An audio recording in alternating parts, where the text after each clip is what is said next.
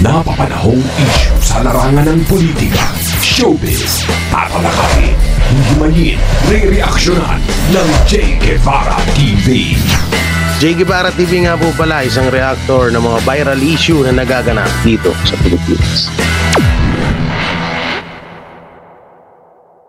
So yan, eto na nga, umpisa na natin sa panaginip natin. Ako po. Alam nyo guys, kagabi na naginip na naman. Sobrang samang panaginip. Alam nyo ba yung 13 billion sa 13 billion Shabu doon sa Batangas? Ang purpose pala daw nun, ito panaginip lang naman po ito. Ang purpose daw nun ay para sirain yung mga politiko na kampe sa Duterte. Hindi ko lang po alam kung sino yung mga politiko po doon na mga kakampe ng mga Duterte. No, hindi ko alam kung sino yung nandun, pero alam naman din natin at paulit-ulit na lang din na nangyayari na ang mga politiko na nakampi sa mga Duterte ay talagang nililigwak. Oo. Nililigwak ng administrasyon. Kaya nung napanaginipan ko yun, sabi ko, grabe to. Kasi isipin nyo maigi, nung nahuli yung 13 billion na Shabu na yun, hindi man lang natin narinig yung ibang mga pangalan ng mga politics doon, yung mga politiko doon na tawag dito na mismong doon sa lugar nila nahuli yung Shabu na yan. Oh, hindi natin narinig sa kanila, 'di ba? Tapos eto pa malupit. Biglang sumingit si Maring Lisa.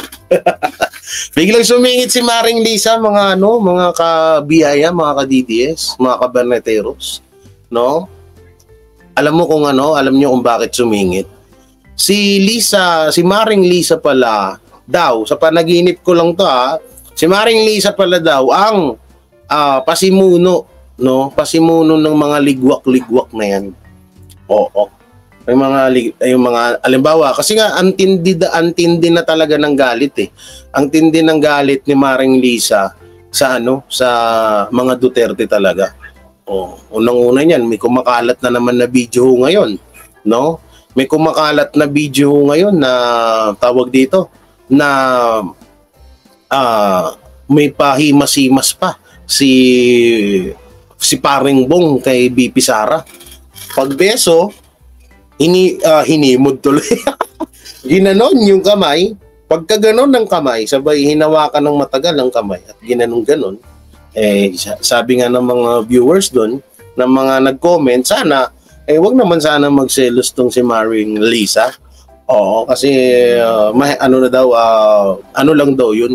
Bati naman daw si President Bongbong Marcos tsaka si BP Sara, kaya yun, wag naman na daw pagselosan yun. Oo, sobra naman na daw yun. Kaya alam niyo yung sa panaginip ko na yun about sa mga nililigwak. Kasi una-una, di ba, na naranasan na ni Governor Hubahib. At ngayon, ang sinunod nila si Alvarez. So maaari din na yung mga politiko na mga tiga Batangas ay ligwakin ng gobyerno sa kadahilanan na kampi sa Duterte. So paano nila maliligwak yun na may sapat silang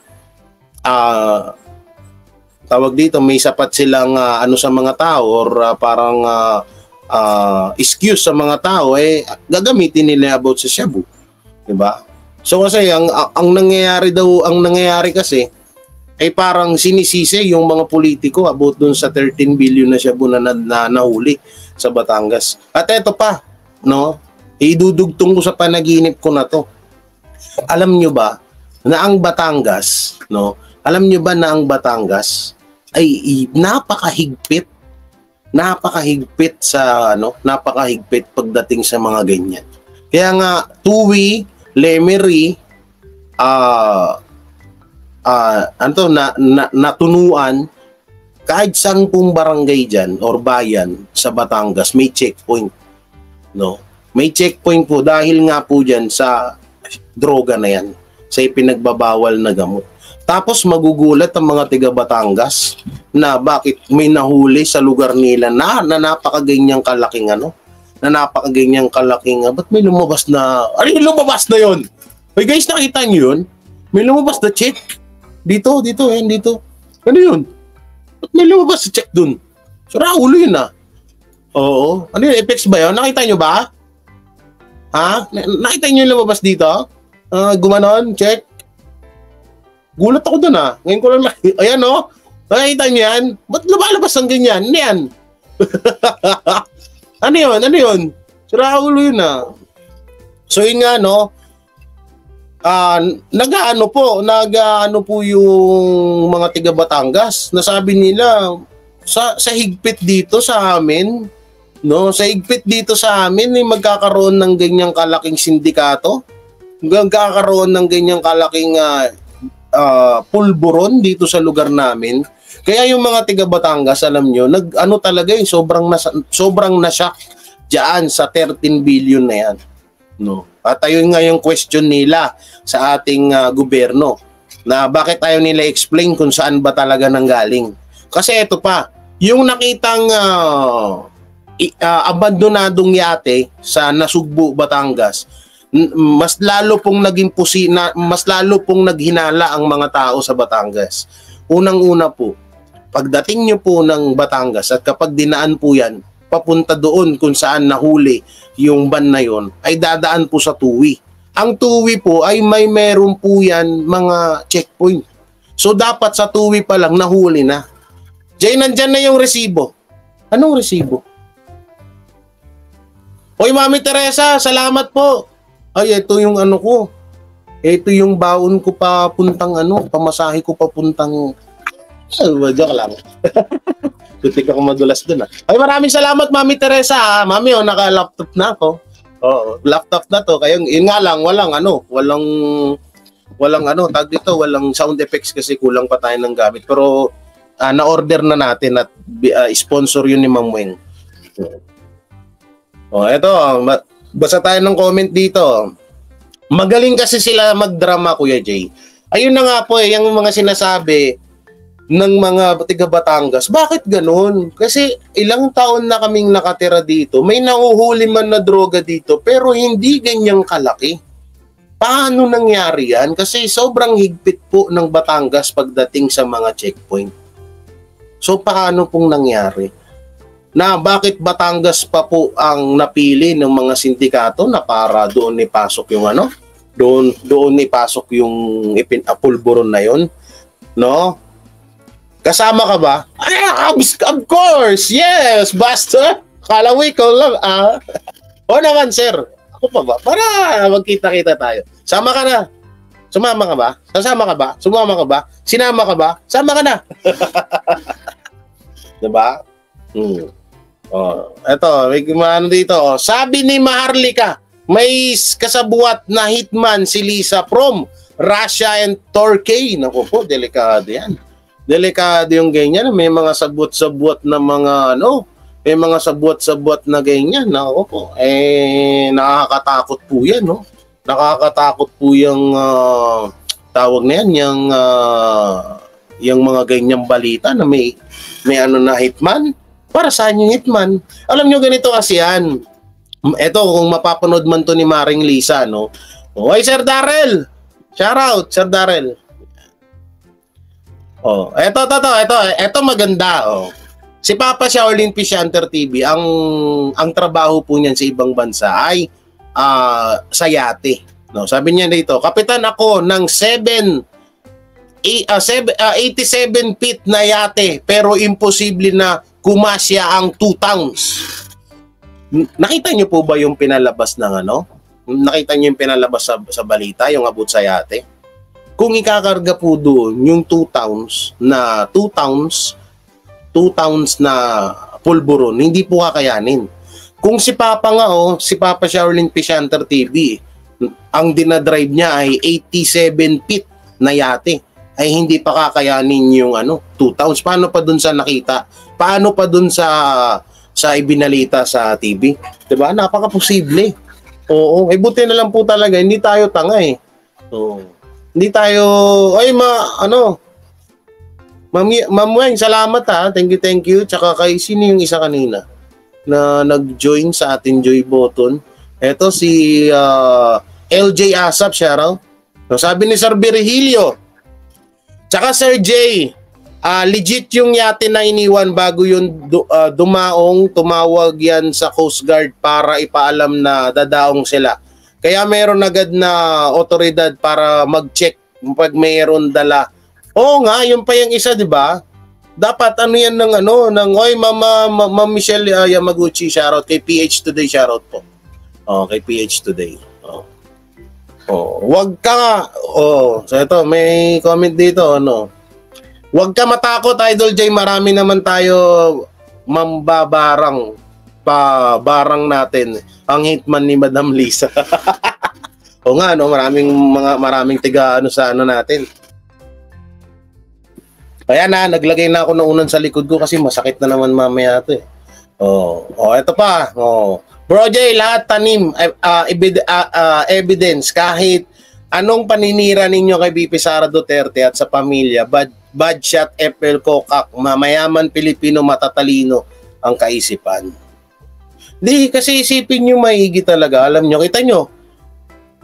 Guys, hindi nyo napansin na nagkakatotoo na yung sinasabi ko? Na biglang nawawala yung about sa 13 billion na siya. May napanood kayo na balita? Wala. Diba? Nga. Asan na? Wala na. 2 towns, sasakyan, mabigat. 2 towns, 2 sasakyan ang kabigat.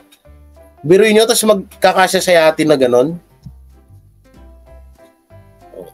The best naman si BBM Ay, di pa ako nagbabasa ng English eh. English yung comment niya. English. Ay, Ma'am Abe, maraming shoutout po, Ma'am Abe.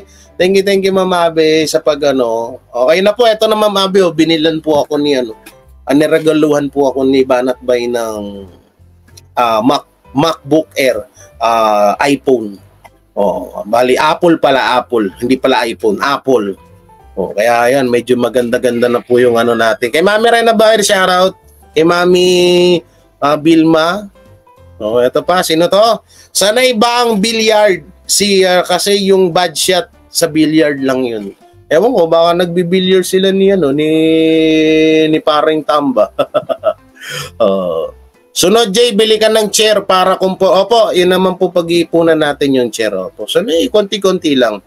Duterte pa rin tayo kasi walang drugs. Oy, Sir Arnold, Utoy, kung may dala sila at gagawa lang nila, wag na lang sa Batangas dahil sinira nila ang pangalan ng aming mahal na gobernador at mayor ng Lemery, Batangas. So, yan na. Tiga Batangas po yan, si Sir Arnold. No?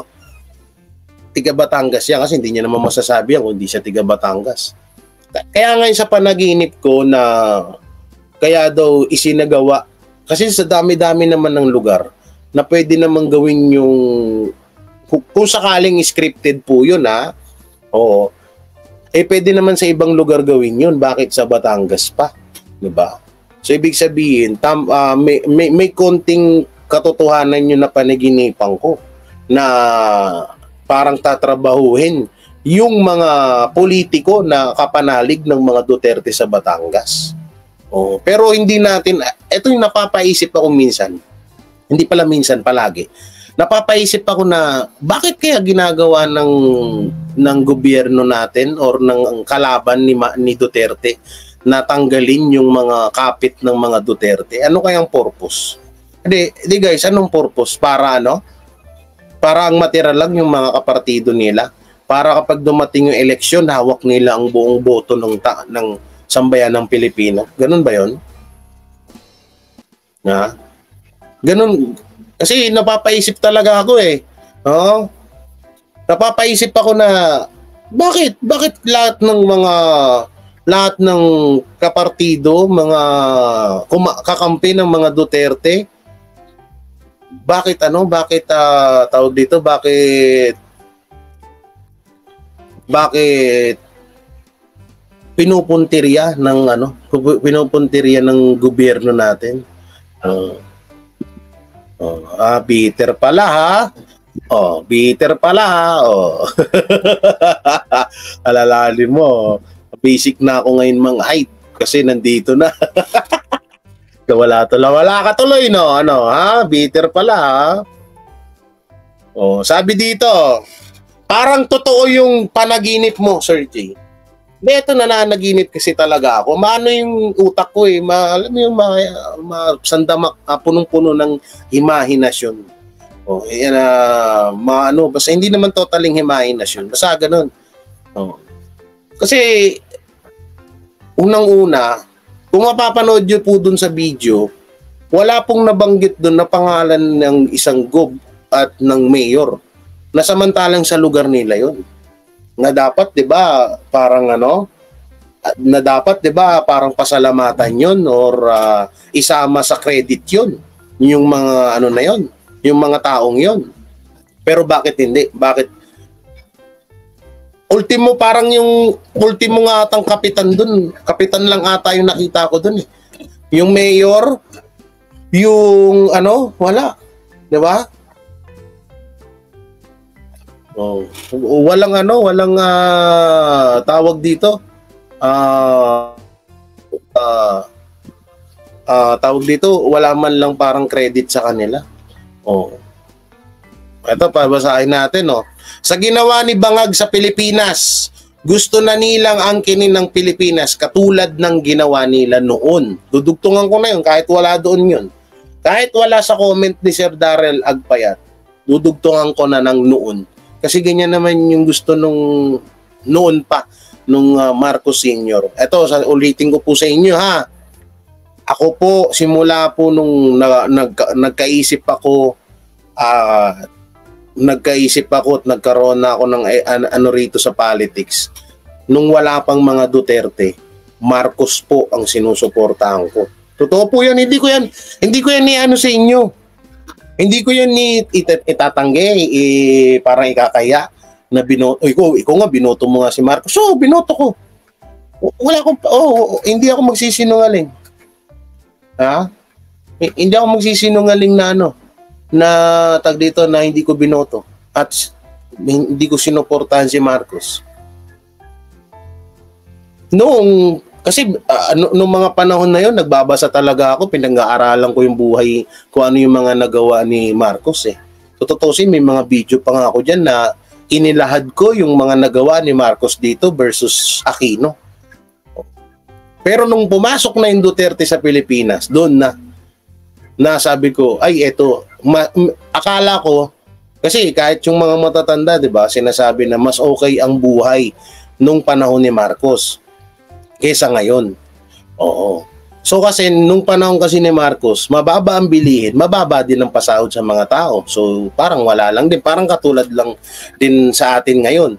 Ngayon naman, mataas ang pasahod, ewan ko nga para sa akin nga medyo mababa pa Mababa ang pasahod, mataas ang bilihin. Na yun ang hinahanap hinahanap ng tao dito, ng taong bayan, yung ganung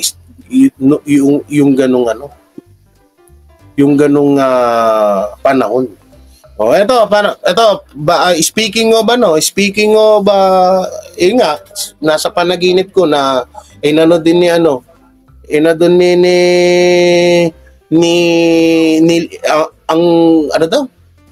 nakalimutan ko na. Pinaririnig ko siya. Kaya gusto ko talaga, boses ko lang naririnig ko Kasi Dilima na maaaring iba ang tunay na saloobin ni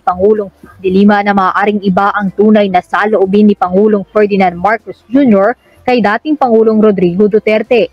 Paliwanag ni Dilima na may political consideration si Marcos at iba pang dahilan kaya di siya gaanong nagsasalita ng anumang tungkol sa dating Pangulo.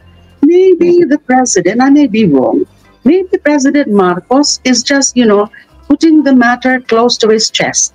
Na, iba yung kanyang nagiging public pronouncement, walang jurisdiction, at hindi ko hayaan na isa-serve yung warrant of arrest sa kanya. Hindi ko basta-basta isusuko si Duterte kasi nga walang jurisdiction.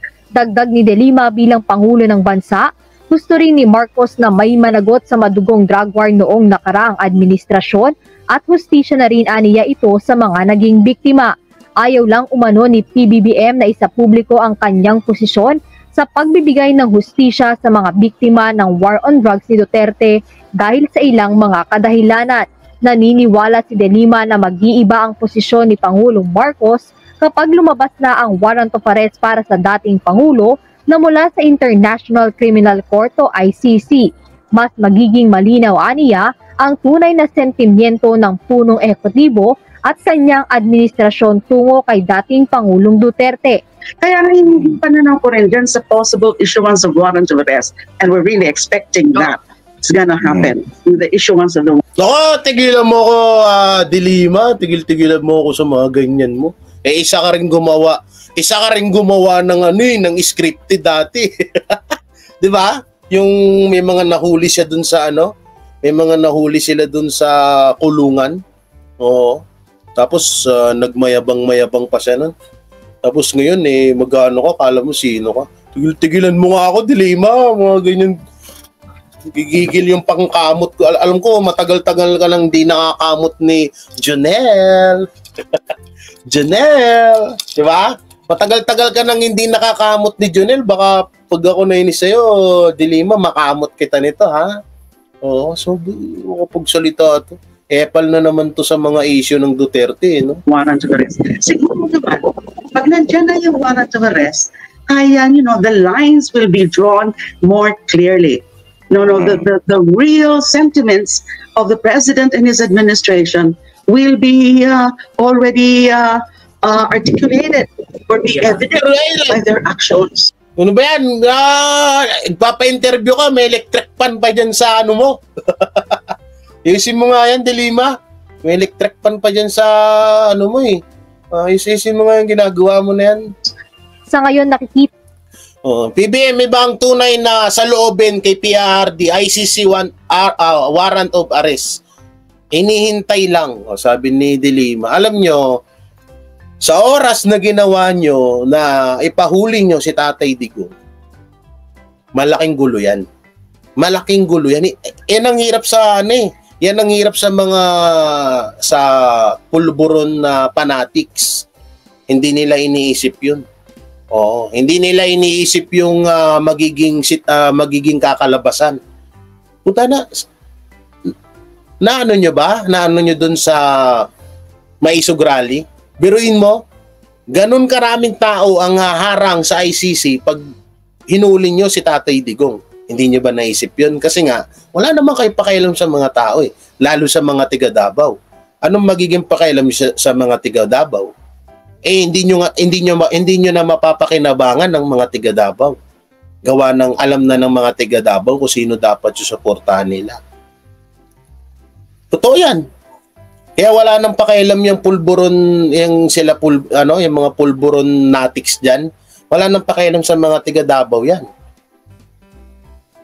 Alam naman natin ng galawan ng mga admin. Oo. Alam naman natin mga galawan nila na kapag tapos na yung kailangan nila sa tao, itsapwera ka na. Oh, tapos ngayon sasabihin mo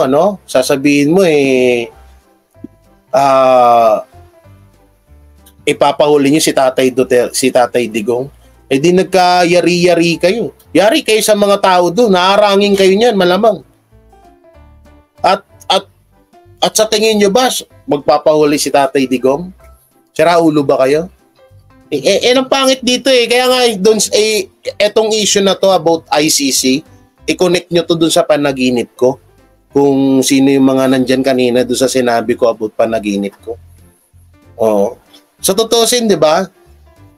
Sino ang naiisip nyo magpapatrabaho sa mga Duterte? Walang iba kundi si Maring Lisa. O sino pa ba? Si Maring Lisa lang naman may matinding galit kay sa mga Duterte. Oh. Ano daw? Diligence ka na lang sa room mo. Ano daw? Oy, LNM, shoutout. Ang kapal na mukha, kakandidato. Hindi sila nakapwesto ngayon kung hindi kay Duterte. Tama. Kaya nga yung mga tiga Davao, wala nang pakialam ang gobyerno natin dyan. Alam nyo kung bakit? Alam naman nila na pagdating sa eleksyon, wala silang makukuha dyan. Dahil yung mga tiga Davao na yan, may pagkakaisa yan.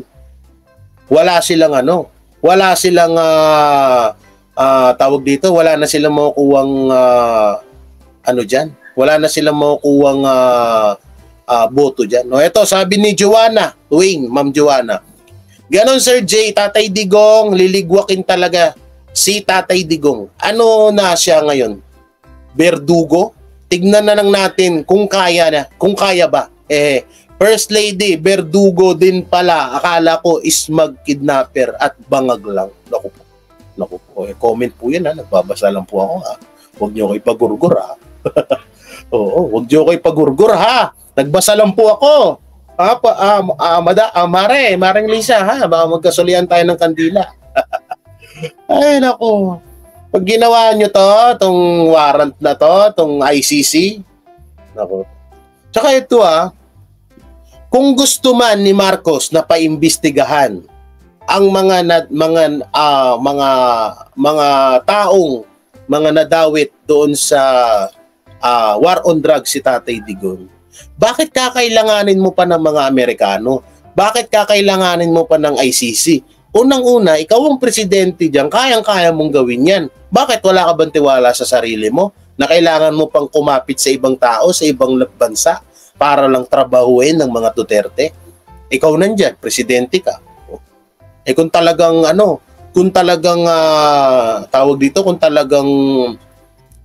gusto mong imbestigahan yung about dyan sa war on drugs dati ni Tatay Digong, di ikaw ang gumawa. Bakit kailangan pa ng Amerikano? Bakit pa kailangan pa ng ICC? Di ba? Ikaw presidente, Ano yan? Kukuha ka ng lakas sa ibang bansa? Ganun ba? Hiram ka ng tapang sa ibang bansa? Ganun ba? Ano ba yan? Tsaka di kayo nag-iisip. Paulit-ulit na lang kami sa sinasabi namin dito na yung mga Amerikano na yan yung mga dating pumatay sa mga kapwa natin Pilipino. To siyempre yung pinagkakatiwalaan nyo. Pangit ng pangit ng mindset nyo. Hindi ko alam kung anong meron na yung mindset nyo na ganyan. So play natin. Kita kasi ni De Lima na isang perfect excuse para kay Marcos ang ICC, kaya mas magandaan niya itong antayin kaysa mapag-initan rin ni Duterte at ng kanyang mga kaalyado. Hindi nawawala ang suspetsyon ni De Lima na iba talaga ang mga sinasabi ni Pangulong Bongbong Marcos kaugnay sa mga issue na kinasasangkutan ni dating Pangulong Duterte. Sa mga unang pahayag ni Pangulong Marcos Jr., sinabi nito na hindi niya kikilalanin ang arrest warrant laban sa dating Pangulo sakaling maglabas ang ICC. Jed Neresina, UNTV News and Rescue.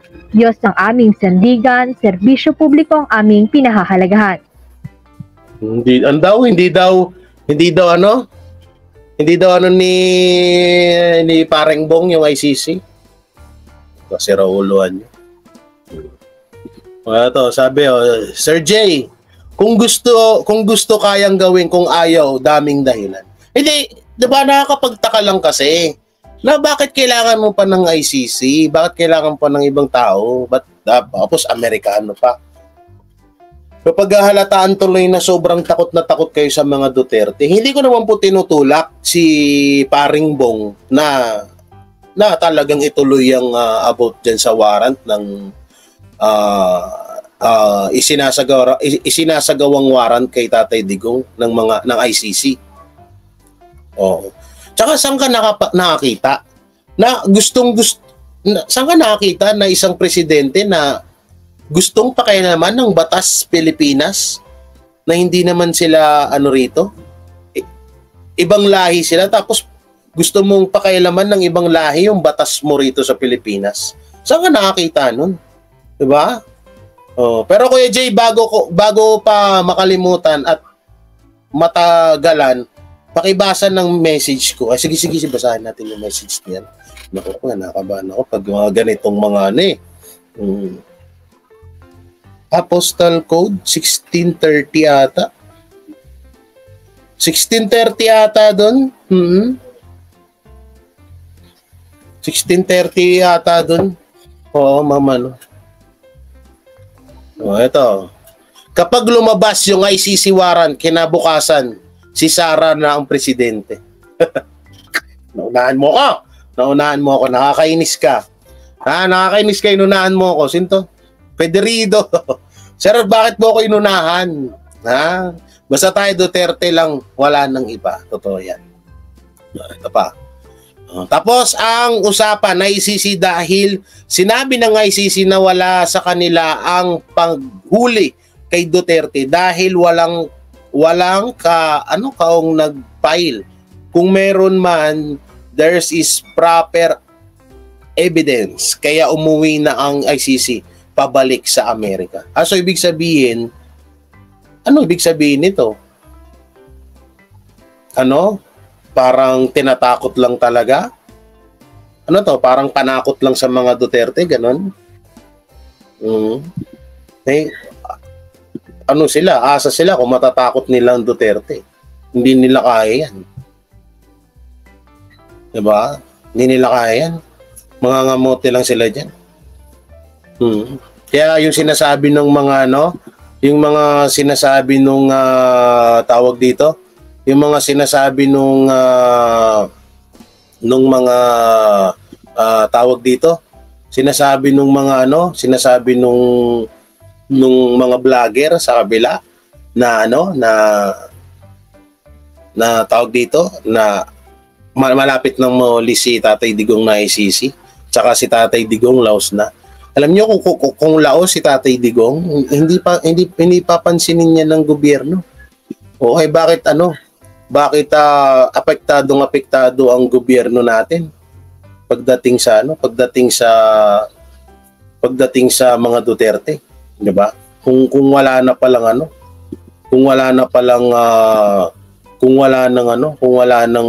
tawag dito, kung wala nang lakas ang Duterte sa Pilipinas, bakit takot na takot sila ngayon? Katulad nitong video na to, panoorin natin to. Katulad ditong video na yan. Diba? Ito. Pasok, Tatay Digong.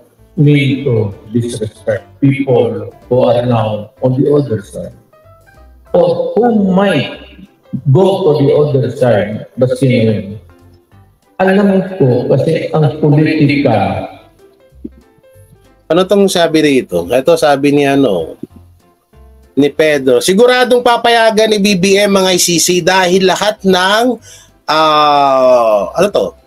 pronounce niya bumabalentong. Akala ko pa naman seryoso na yun. Akala ko seryoso. President Duterte lang ang may puso, hindi sinugod ang bayan ng isinunog ang bayan ng mga mahihirap. Jay, ano daw?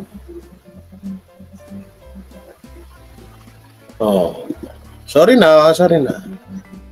Project pera. It's either because you are the mayor or governor, wag na tayo magbulahan, may pera ka. Even sa discretionary fund or contingent fund, milyon talaga yan. Kaya abulan ang mga tao dyan. That's what makes politics, among others, yung the prestige, the honor to be called governor, mayor, or president. Mainit talaga yan. Sabi dito ni Ma'am, asan na yan? Sabi dito ni Ma'am, alam mo, kahit ako gusto ko tong sinabi niya. Pero malabo nang mangyari ito eh. Sabi niya rito ni Ma'am Margie Magpantay, Sir Jay, para sa akin si President Duterte pa rin ang gusto kong maging presidente ulit. Kasi kinakatakutan siya. Tigil ang mga masasamang tao. Ngayon, ito na naman, malaya na naman ng mga masasamang tao dito sa Pilipinas. Alam nyo ma'am, kahit kami, kahit naman siguro sa 1,100 na nanonood, gustong-gusto pa rin nila si Tatay Digong na bumalik bilang presidente ng Pilipinas. Pero, ano na kasi, talagang retired na si Tatay Digong, hindi niya na kaya talaga. Oh, 'di ba? Ilang beses na rin tinalakay ni Banat Bay yan. Nasabi niya kay Banat Bay, ayaw niya na talaga, pahinga na daw talaga siya. Pero sabi ko naman sa inyo, 'di ba? Andiyan naman si BP Sara eh. Oo, andiyan naman si BP Sara. Siguro naman baka nga yung about nga diyan sa 20 pesos kilo ng bigas, baka si BP Sara pa ang ano niyan eh. Baka si BP Sara pa magpatupad niya. Sir J, Duterte pa rin kami dahil siya lang ang gumawa ng tama.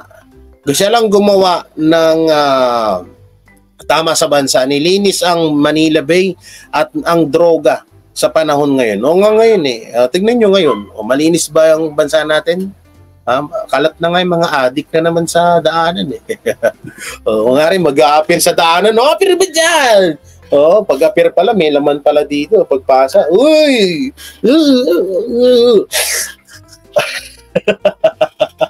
Oh, ay nako, lantaran dyan.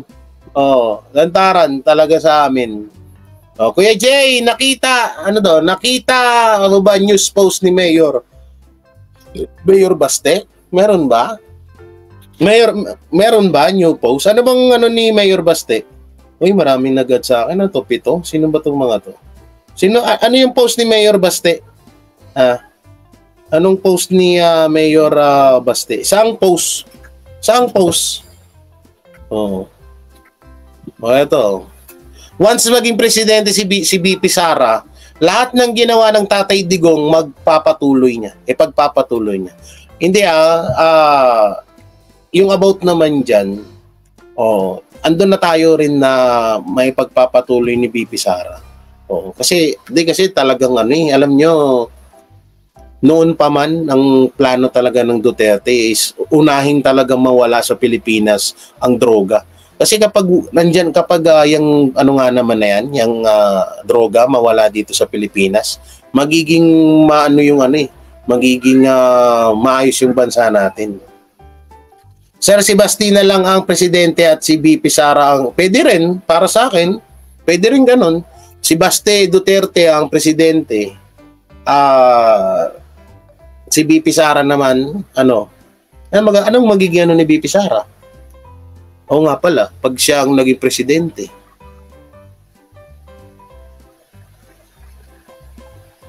Paano yun? Paano mangyayari nun? Dumating na ang missile in order ni Tatay Digong, bayad na. Yan, baka sabihin nila kay BBM yan, baka may Google po tayo, mga pulahan. Andyan na yung dating inaano ni Tatay Digong. So tuloy natin to. Panoorin natin to. It goes with privileges, kotse, o walang accounting dito. May discretionary paragraph. Depende kung yung board, yung members of the provincial board or city, kung kaya nila ibigay mong maghingi ka ng million after million, walang magtatanong. Sa totoo lang, walang pera rin. Cabinet member gano'n. Malayo sa lupa. And if you are corrupt, in addition sa opisina, yung project, doon sa mga kumpare mo, tapos hati ka. Yan. Saktan na naman sila dun sa Lunes. Ano to? Na po ang Ano to? Ano to? Ba't biglang sumulpot to? Ito, panoorin natin to. Panoorin natin to. Ito, magandang panoorin to.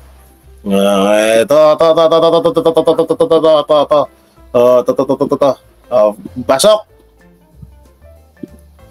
Naku, nag-loading. Hoy, ba't ka nag-loading? What are you loading, ha? What are you loading? Ferdinand Marcos Jr. para sa isang eksklusibong panayam kay First Lady Liza Araneta Marcos na alam niyang itataas ang isyu ng relasyon nila ni Vice President Sara Duterte.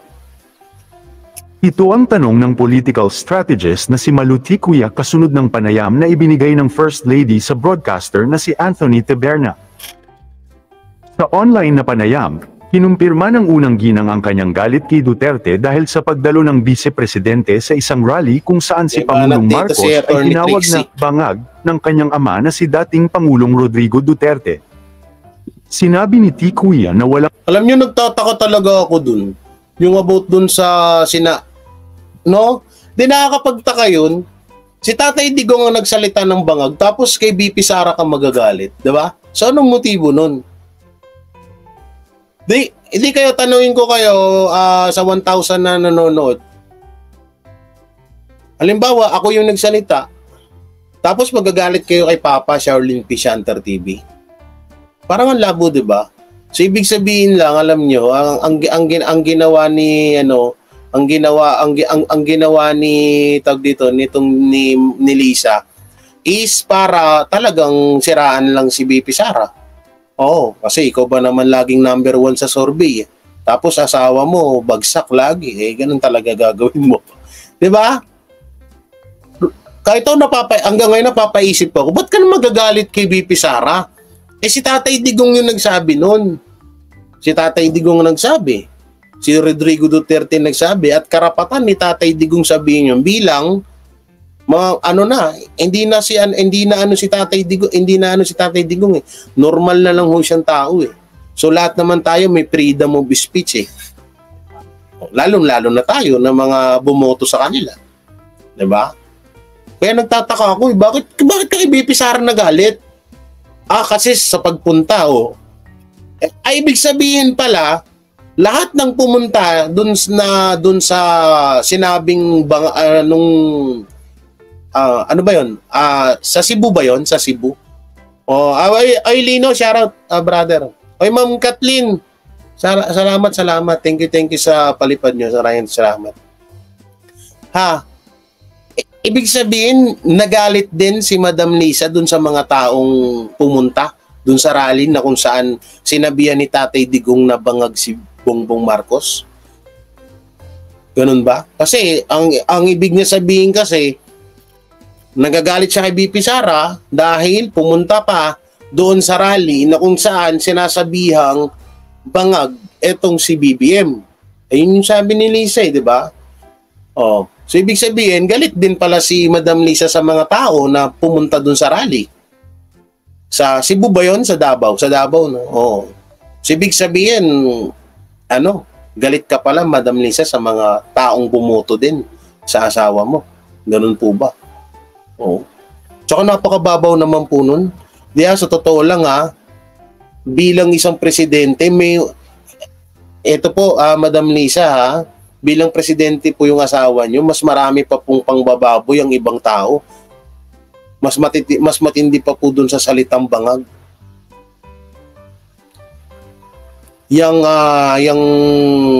Yung tuwang-tuwa po kayo na si Lenny, yung mga dilawan, mas dihamak po na triple ang ginawa sa asawa nyo yan na pangbababoy. Ngayon, isa pa pong pinagtataka namin, ba't po kayo na magagalit kung hindi naman po totoo yung mga pinagsasabi ni Tatay Digong, di ba?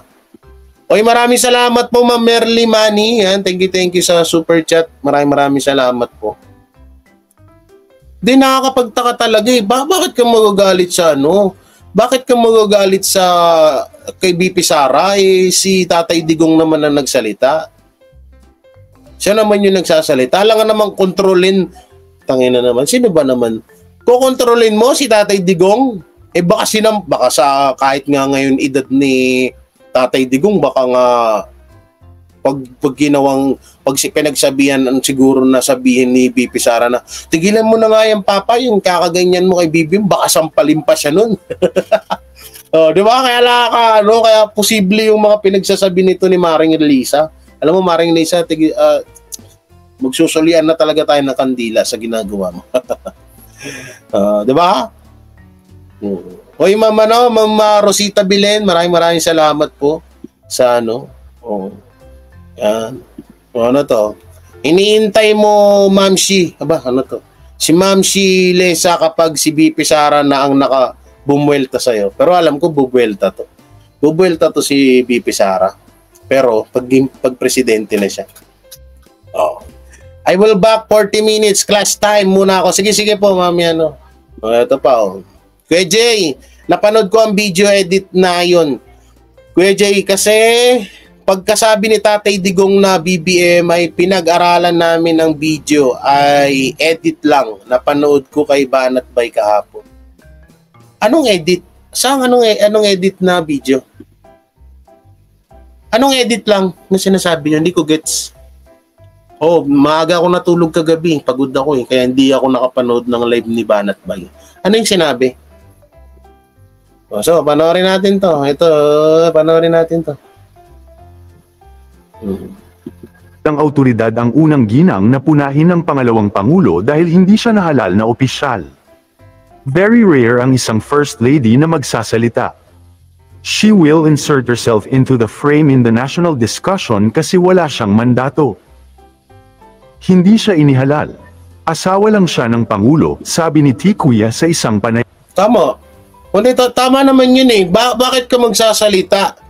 No? Bakit ka magsasalita?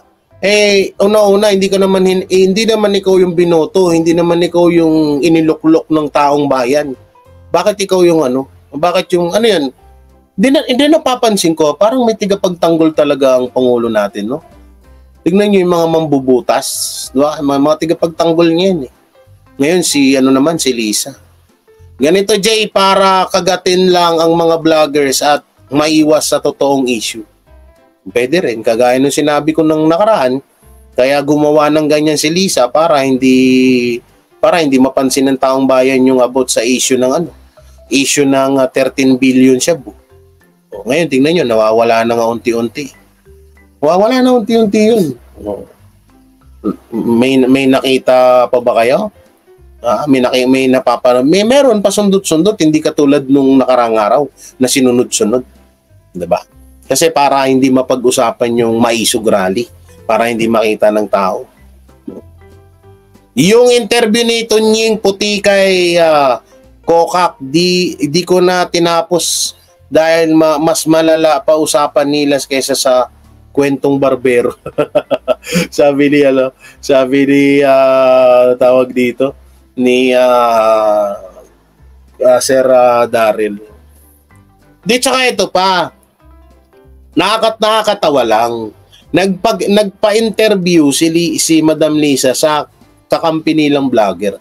Madam Lisa, try nyo kayo magpa-interview kala Banat Bay sa SMNI, try nyo lang. Kasi nagpapa-interview naman po kayo sa mga vlogger. At ba't ayaw nyo po i-try magpa-interview sa mga DDS vlogger? Hindi naman nila kayo babastusin, hindi naman po kami ganyan. Tingnan lang ho natin kung hanggang saan po yung, kung paano nyo may explain. Kasi ako unang-una ko itatanong ko sakaling may interview ko si Madam Lisa. Tatanong ko sa kanya, Madam Lisa, bakit po ganun? Bakit po kayo yung nasaktan samantalang yung asawa nyo naman po yung sinasabihan? At bakit nyo po sinisisi si BP Sara? Bakit po kayo nagalit kay BP Sara? Samantalang yung tatay niya naman po yung nagsasalita ng bangagang asawa niya. Diba? Ganun lang yun. Ewan ko ba dyan kay Maring Lisa?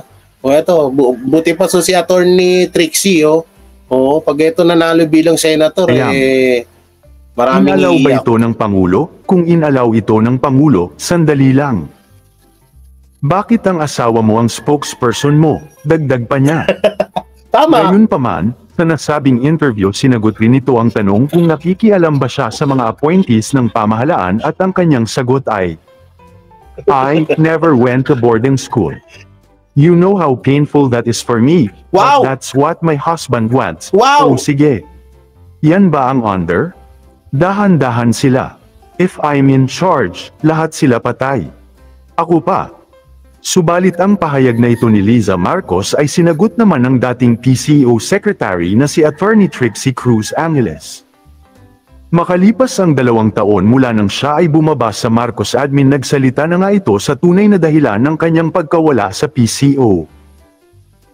At shocking pa ba na marinig na dahil ito sa First Lady, at hindi raw masikmura ni Attorney Trixie kung ano ang ginawa nito sa kanya sa kabila ng ang nag-hire naman sa kanya ay ang Pangulo. Hindi siya gusto ng First Lady para sa posisyon na ibinigay sa kanya ni PBBM, at dapat siyang umalis dito at Alam nyo, napapansin ko nga, alam nyo, si First Lady Lisa Marcos, parang parang kontrolado niya nga talaga si BBM, no? Oh, parang kapag may ayaw siya, parang gusto niyang, alam mo yun? Tsaka ito pala, Maring Lisa, sabihin ko lang po sa'yo, ha? Oh, hindi po lahat ng may tattoo ay masamang tao. Oh, kasi may napanood ako dun na clip sa video niya. Ang sabi niya, mabuti naman daw yung mga anak niya, wala daw mga tattoo. Yan, wala daw mga tattoo. Kaya ako sandamakmak tattoo ko eh. Hanggang betlog may tattoo ako. Gusto niyo ba makita? Wag na, baka maglaway pa kayo eh. Ha? Hanggang sa ito pa, may tattoo pa ako dito sa kabila. So, ibig sabihin, wag po ganun ha. Madam, pangsinangunang po yun, pangsinangunang mindset po yun. Sa totoosin po pang 19 kopong-kopong po yung mga ganung mindset.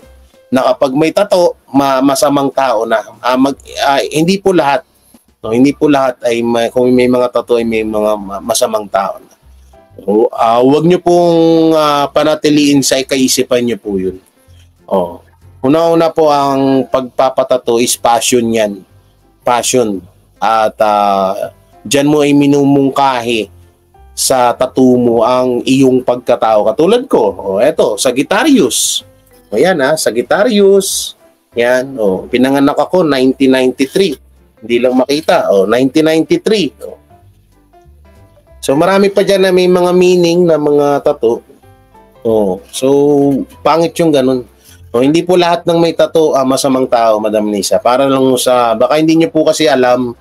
Tsaka ito po pala, breaking news. May dalawa pong vlogger na nanghuli ng tarsier at binlag, hinawakan. Nakulong na po, yun lang. Bakit kaya nakulong? Sige nga, sagutin nyo nga ako, bakit nakulong ang dalawang vlogger sa paghuli ng tarsier? Bakit?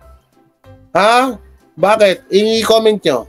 Wala nga tattoo kung ganyan naman ang ugali, sa'yo na lang ang kulubot mong kutis. Uy, bad ang bunganga mo, Lino?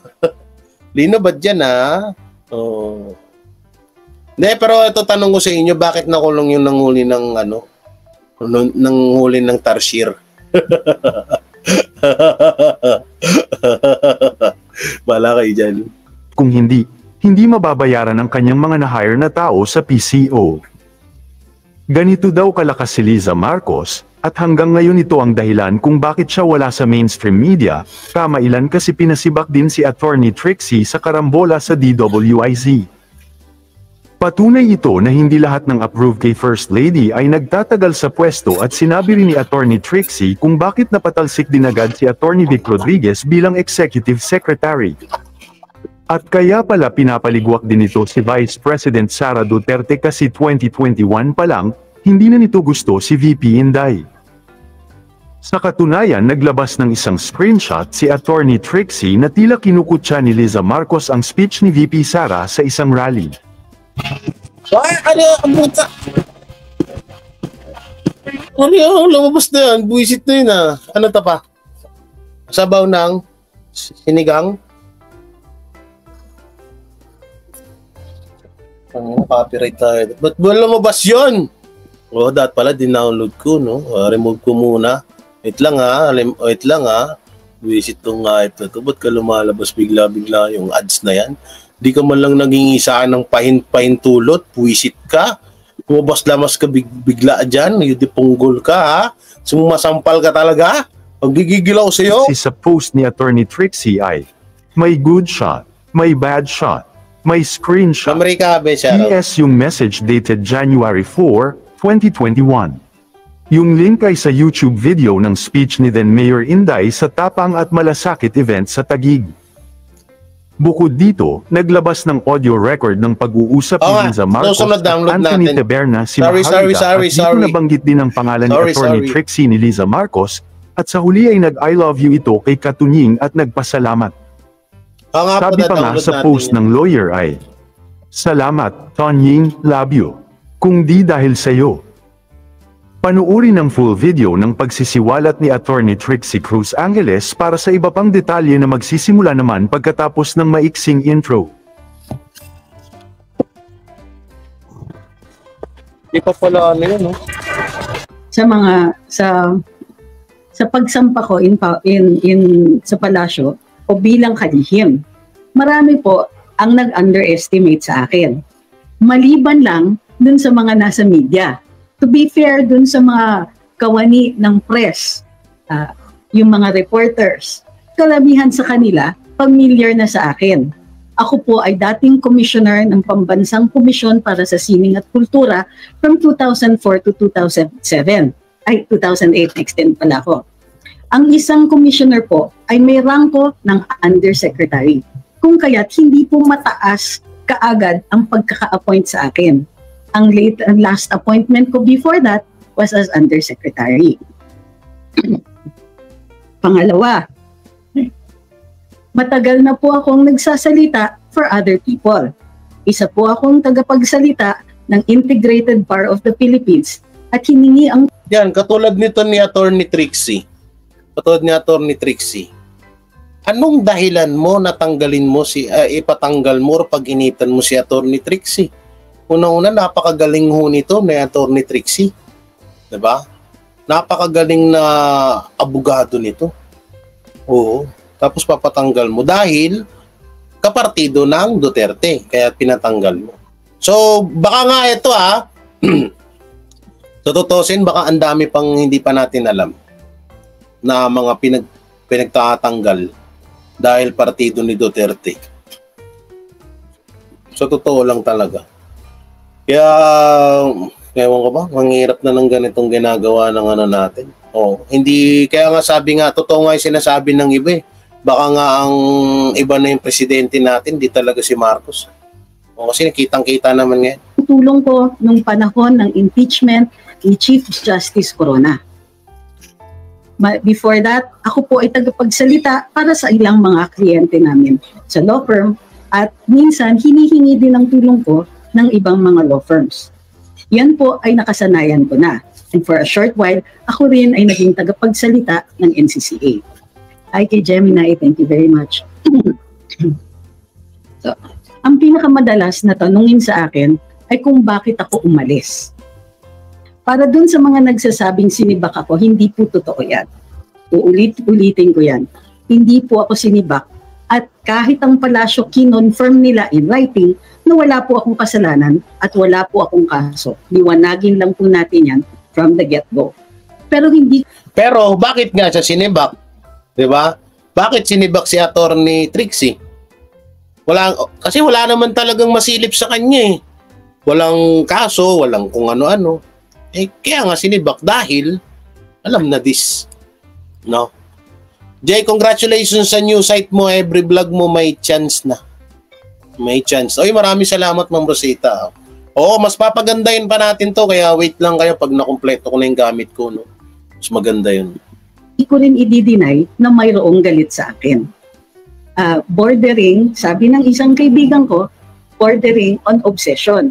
Hindi ito nanggagaling sa wala. Dahil ilang beses na rin natin narinig at nilabas po ni Madam Maharlika ang ilang mga recordings. Hindi na po natin uulitin ang mga sinabi doon.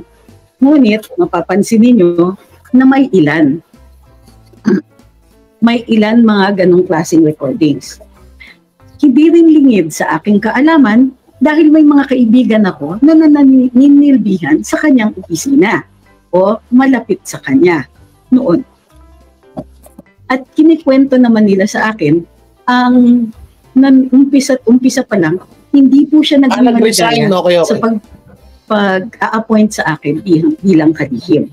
Umpisa pa lang, mayroon pang nagkwento na tila napalakas ang pagyoyosi. Hindi po natin siya pepersonalin. Para sa akin, karapatan naman niya na mayroon siyang sarili niyang feelings tungkol sa akin. Hindi, pag-yoyosi naman ni Madam Lisa, wala tayong pakialam dyan. No? Tama naman yung sinabi ni Attorney Trixie. Kasi kadalasan din kasi yung nangyayari, alam nyo. Kaya lalo na sa mga tanso vlogger, personal yung banat nila eh. Katulad nung ginawa nila kay BP Sara about sa tawag dito, about dun sa kabit-kabit, di ba? Ganun yung mga tanso. Yun lang kaya ng, hanggang dun lang capacity ng utak nila. Wala yan. Ganyan talaga. You can't expect everybody to like you. Thank you. That's partially true. I think na ito opinion ko. At ito po ang naramdaman ko nung panahon na nandun ako. Hindi po mataas ang pagtingin sa akin. In fact, galit siya. Oy, maraming salamat po, ma'am. Mama Minerva Apostol. Thank you po, no? Baka iba laman ng Yossi. Naku po, yan ang mahirap diyan. Pag iba ang laman ng Yossi. Okay, shoutout po, ma'am Neons. Yan. Sa lahat dyan, mamaya, shoutout ko na lang kayo. Amazing na nak. Basta mabait ka, mabait din si Lord magbigay sa'yo ng sponsored. Be good and honest. Kaya nga po. Salamat talaga sa inyo talaga.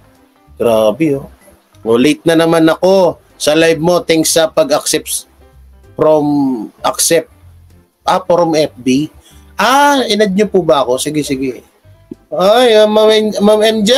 Isidot ka, Ma'am MJ. Okay, tuloy natin. Maganda to kasi pag-usapan tong sinabi ni sa akin. At sa magandang pag-usapan tong sinabi ni Attorney Trixie na to. Kaya ito mas maganda pag natin, pakinggan natin mahigit. At in fact, mayroong dalawa po kami sa mga na-appoint sa gabinete ang pinatawag niya at pinagalitan. Okay?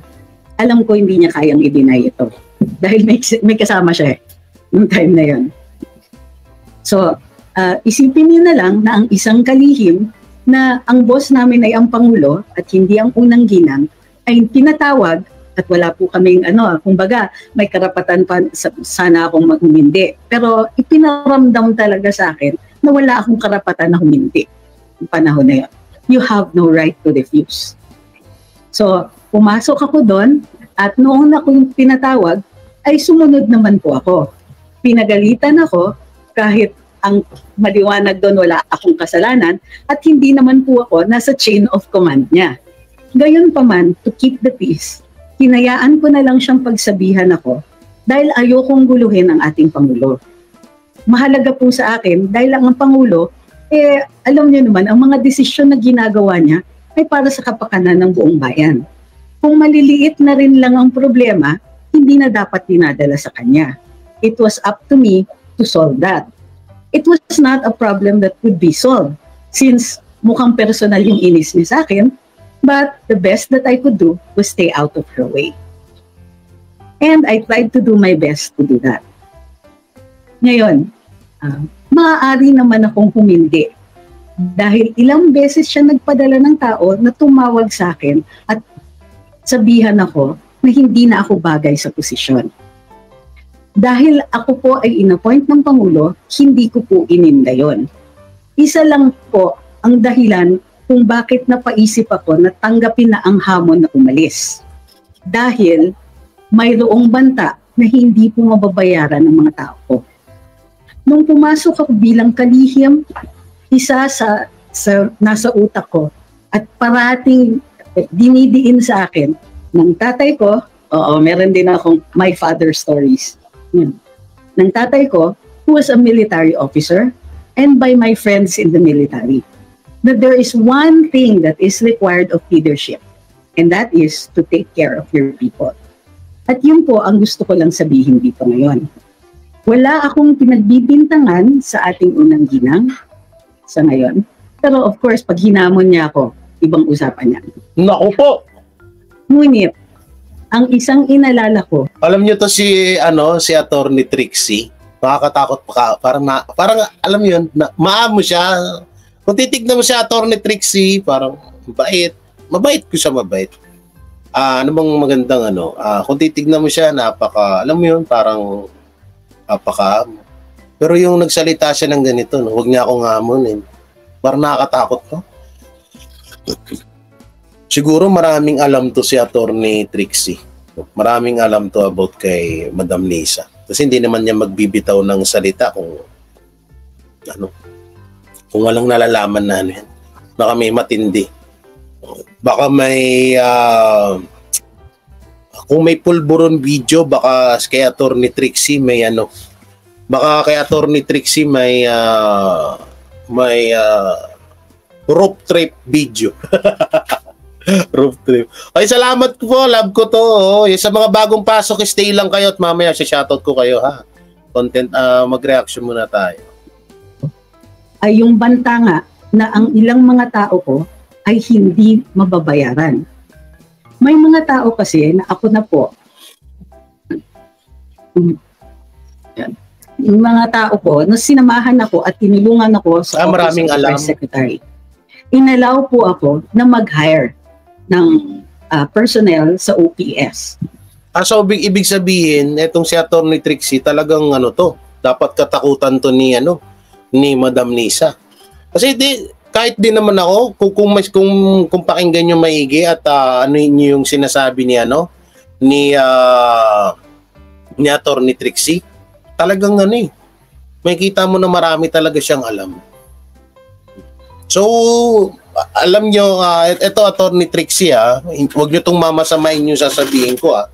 Pero kung may alam naman po kayo about, kung marami kayong alam, ba't kailangan nyo pang hamunin dapat pa kayo? Hindi, para sa akin lang po, sarili ko opinion to, Ma'am Trixie. Kung makakatulong man po yan sa bansa natin, yung mga nalalaman nyo, pwede nyo naman po siguro nang sabihin yan, ba't kailangan hamunin kayo? Hindi po ako against sa inyo, Ma'am Trixie, Huwag nyo rin po akong paluin, Ma'am Trixie, huwag nyo paluin, Pero ito, Ma'am Trixie nga, sabi ko nga, kung may talagang may alam po kayo, ba't tayo nyo na lang po ilabas? Ba't kailangan nyo pang hamunin pa kayo? Mas maganda ilabas nyo na para malaman ng publiko. Para malaman ng sambayan ng Pilipino. Ma'am Rina thanks po sa Kuya Jay sa accept sa FB. Congrats po sa bagong setup. God bless. And madami pa pong blessing na darating sa iyo. Salamat po, Ma'am Rina. Thank you. Yung mga Pilayflex natin dito, parang shoutout na rin to. Kasi mamaya pa ako magsa-shoutout nagre-reaction. Ang iba pong mga appointees, hindi po binigay sa akin at halos wala akong discretion doon. Tinanggap ko din po yun. Kahit alam ko magiging mahirap para sa akin. Yung mga taong yon ay malaki ang tulong sa akin. At i-describe ko lang po what an ordinary day was like for us. Ang gising ko po araw-araw ay 2:00 ng umaga. Bakit? Kasi magbabasa na po ako ng mga pahayagan at mag-a-update na ako first ng activities ng presidente, and second, babasahin ko lahat ng mga speeches o mga remarks or comments na ginawa niya formally or informally na umaabot sa media. Iko-compile ko yung mga posibleng magiging issue. Kung mayroon mang kontrobersyal, isasantabi ko, gagawa ako ng listahan, pag-aaralan ko. Ito po ang magiging part ng briefer ng ating Pangulo. Ngunit hindi ako umaakyat diretso sa ating Pangulo. Maakyat muna ako sa ating Executive Secretary.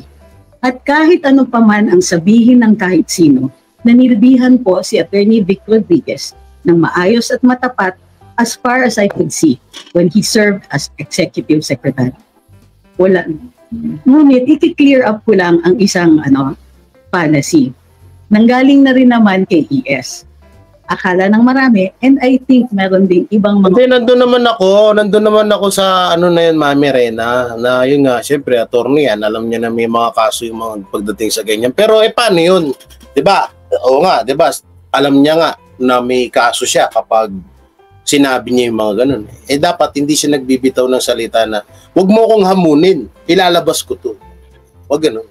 Kaya para sa akin, sarili ko opinion, kung may nalalaman si Attorney Trixie at lalo't makakatulong naman para sa bansa natin, sabihin niya na, 'di ba? Hindi niya na kailangan na hamunin pa siya.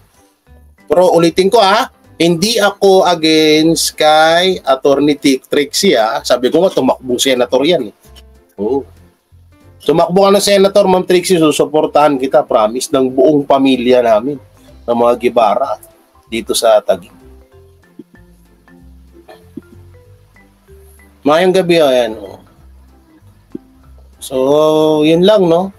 Dito tayo sa isang, pag-usapan ho natin to. Ayoko na yan, ito, bago to. Dating political party ex-president inalis ng laban, inalisan ng laban. Ano ba tong inalisan ng laban na to? Panoorin natin tong inalisan ng laban daw di umano. Inalisan ng laban. Asan to? Ito. Inalisan ng laban. Ano kaya tong inalisan ng laban na to? Important we introduce is the removal of the word Laban from the party Mr. Jovic's PDP Laban. Now it's going to become PDP only or Partido Demokratiko Pilipino.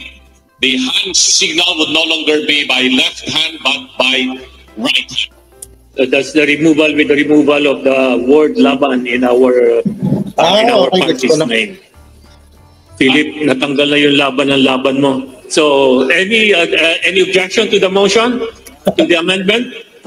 Barado yun, Do I hear any objections to the motion? Hearing none, the motion is approved. Partido Demokratiko Pilipino o PDP. Ito na ang bagong pangalan ng political party na PDP Laban o Partido Demokratiko Pilipino Lakas ng Bayan matapos nilang aprubahan at tanggalin ang salitang laban sa kanilang party name sa kanilang ginanap na pagtitipon sa Cebu City kagabi April 19. Ang dating tinatawag na PDP Laban ay political party na pinamumunuan ni dating Pangulong Rodrigo Duterte. Itinatag ito ni dating Senate President Aquilino Nene Pimentel Jr. noong February 1982 sa Cebu City. Kalauna nakipagsanib puwersa ito sa Lakas ng Bayan Party ni dating Senador Ninoy Aquino na isang kritiko ni Marcos kaya naging PDP Laban. Kagabi nagdiwang ang mga matataas na opisyal ng PDP sa kanilang 42nd anniversary sa Cebu City. Kabilang sa mga dumalo sina dating Energy Secretary Alam nyo mga ka-DDS, dito natin na nalaman talaga kung sino talaga yung mga yung mga tawag dito, yung mga kakampi ng Duterte dito sa na to. Kasi ako, sa totoo lang ako tatanungin, Jay, pabor ka ba? Or okay ka ba sa mga nangyayari ngayon na awayan ng Marcos at Duterte? Oo. Bilang mahal ko ang Duterte ako. Sangayon ako sa nangyayari ngayon na ganyan. Hindi para na magkagulo sila, kundi kasi simula nung nangyari itong issue na to, dito natin nalaman kung sino talaga yung mga taksil sa sino yung mga hoodlum, sino yung mga traidor. Oo. Sino yung mga traidor sa mga Duterte? At least nung nangyari itong gulo na to, talagang nakilala natin ang mga ugali ng mga politiko. Oo. Pero may 3 tao akong nakikita na nasa partido ni Duterte na hindi ko pa rin maituring na solid Duterte. Oo. So, sabi dito, parang kayo lang, parang kami lang. Bakit? Anong pagiging traidor namin? Saan kami nag-traidor? Traidor kami kay BBM? For your information kaya dahil kay Duterte kaya namin na ibinoto ang BBM nyo. For your information Christina Orpalas, kasama mo pa yung baby mo ba yan? Kasama pa yung baby mo sa picture mo? Di ka na nahiya? Comment ka dito, di ka na nahiya? Dahil sa pera, yan, isa pa nga rin yan. Kaya mas pabor ako dito na nangyari ang ganyan. Alfonso Cusi, Party President at Palawan 2nd District Representative Jose Chavez Alvarez, Senators Robin Padilla, Francis Tolentino at Ronald Bato de la Rosa. Nilinaw naman ng PDP Party na sariling pahayag ni dating Pangulong Duterte ang pagtawag nito kay Pangulong Ferdinand Marcos Jr. na bangag. Yun na nga Wala kang marinig na esta namin na gano'n. Oo nga, ayun na nga yung pinagtataka ko dyan. Bakit nagagalit si BP Sara? Si Maring Lisa kay BP Sara, wala namang kinalaman si BP Sara sa mga gustong sabihin ni Tatay Digong. Dapat, okay sana yung interview ni Okay sana yung interview ni Lisa sa totoo lang. kung halimbawa binanggit niya doon ay galit ako kay Digong dahil sinabihan niyang bangag ang asawa ko, pwede. Pero yung sasabihin na bad shot sa akin si BP Sara kasi pumunta pa siya sa rally na sinatawag na bangag ang kanyang presidente. Putik na yan. Tsaka ano yung gusto niya? Hindi, tingnan niyo doon sa sinabi ni Lisa, ni Maring Lisa nyo, hindi ko na Marian ayoko na sa kanya. Doon sa sinabi niya, no, doon sa sinabi niyang yun, doon talaga natin na napagtanto na talagang gusto niya nga talagang kontrolin. Pangungontrol yung ganun gawain ng taong gustong controlling yung isang tao. Porket vice president ka, bawal ka na pumunta sa rally ng magulang mo na nandun yung magulang mo. Diba kagaguhan? Hoy, Jarski, tsaka kay Nanay Morning Dew. Mami Morning Dew, may galap shoutout sa'yo mami Oo. Okay, toxic ang pamilya ng mga bangag. Ba, gagagat na galit si Ma'am Seya. Ito. Sa mga vloggers, troll, supporters ng mga bangag na binabayaran, alam ninyo kung sino nag-vlog o nagsusulat ng mga kasinungalingan binibigay ninyo kay Satanas. Mga kaluluwa nyo, liar, go to hell, fuck you. Galit na galit siya to. Si Ma'am Nedge. Ma'am Nedge, galit na galit ka, Ma'am Nedge, bakit, Ma'am Nedge? Galit na galit si Ma'am Nedge, no? Bad shit si Lisa sa aming taong bayan. Yun lang ang masama. Okay nang mabad shot kay kay BP Sara, kahit kanino, wag lang sa taong bayan. Yan ang mahirap yan pag taong bayan ng kalaban. Yan ang pinaka masaklap or mahirap na gawain. So tuloy pa natin. Hindi party-stand yun. Hindi a former president talking in public. So do not associate the party chairman talking in public in a prayer rally.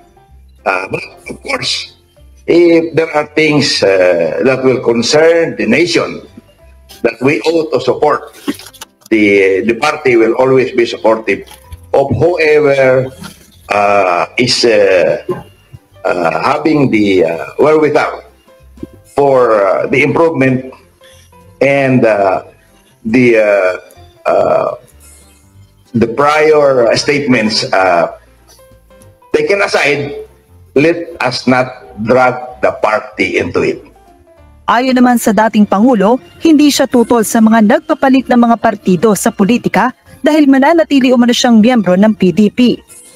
I am not against anybody going out of the party or of a party and changing party lines. Wala akong dyan.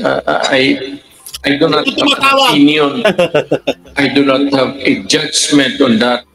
Samantala sa isang pahayag nilinaw ni Duterte na hindi siya kontra kay Pangulong Marcos sa kabila ng pambabatikos nito at pagtawag na bangag sa Pangulo. Binatikos rin ng dating Pangulo ang hakbang ni PBBM sa issue ng West Philippine Sea at sa posibleng term extension sa pamamagitan ng charter change. Yan na nga yun Yan na nga yung paulit-ulit namin sinasabi ng mga DTS vlogger na yung sinasabi ni Tatay Digong, payo, hindi yung putangin. Ewan ko ba dito sa mga to, parang mga bagay, mga tulonggis talaga. Nasa nasa kontrata.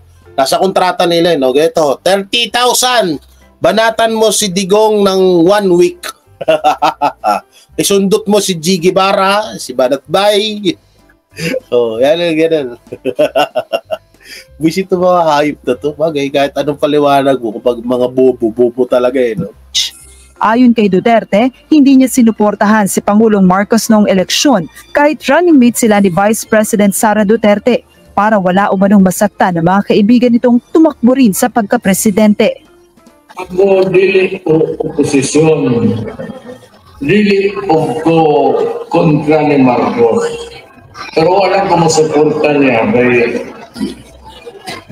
kami kong presidente, nagkakagog na amigong mga kandidatong presidente. So, para wala yung lukmos, dili ko gusto niya. Pero karon gusto na ko nagiglamano niya kay ang daan ba. Pero kasi Joanano, UNTV News and Rescue. Diyos ang aming sandigan, serbisyo publiko. Okay. So kayo, ano masasabi niyo dun? Mga bagong news ngayon, hanap tayo ng mga bagong news ha. Mga bagong news tayo dito. Ito. Ano ba to? Mix Nograres, pinilit. Ano tong pinilit na to? Naku po. 30 million na bumoto kay BBM. Ito, panoorin natin to. Maganda rin pag-usapan to, guys. Maganda pag-usapan to. Yung about sa... Kasi laging pinagtatalunan to, di ba? Laging pinagtatalunan itong ganitong usapin. Yung about sa... tawag dito. Ito, laging pinag-uusapan to. No? Laging pinag-uusapan tong usapin na to. No. So, napakaganda i-topic ko nito. Gawa ng para mas maliwanagan yung mga nabubulag pa rin dyan. Mga nabubulag na mga viewers, mga kulang pa rin sa paliwanag.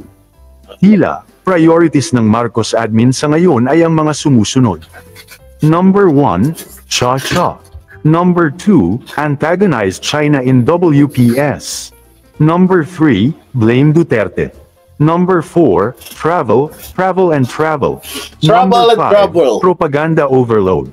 Sa kabila ito ng manguna sa listahan ng urgent national concern ng mga Pilipino ay ang pagkontrol sa inflation o bilis ng pagmahal ng produkto at serbisyo, batay sa survey ng Octa Research.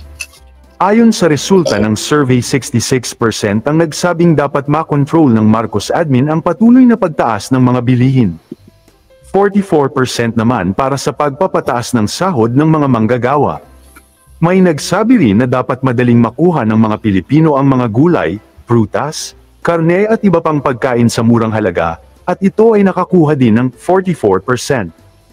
33% naman para sa paglikha ng maraming trabaho, at 30% para bawasan ang kahirapan sa bansa. Subalit ano ba ang tugon ng pamahalaan dito? Di ba concert, mga batas na pagbabawal sa wangwang at mga umano'y palabas para sa achievements ng Pangulo, tulad na lang halimbawa ng 13.3 billion pesos na halaga ng shabu na nasabat, pero ilang araw na ang nakakalipas wala pa ring mugshot ang suspect at tahimik na ang media sa issue. Kaya naman, hindi may kakailan na maraming Pilipino ang bumoto kay... Paano tatahimik na sa issue?